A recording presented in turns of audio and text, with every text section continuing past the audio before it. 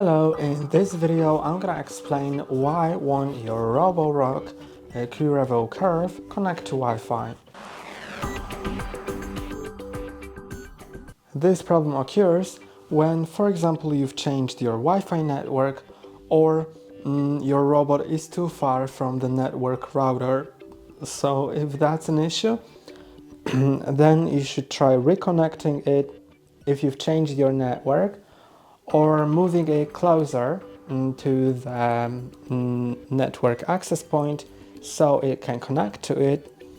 And to do it, there is a video on our channel on how to connect to Wi-Fi on this robot. That's all for today. Don't forget to like and subscribe. See you next time.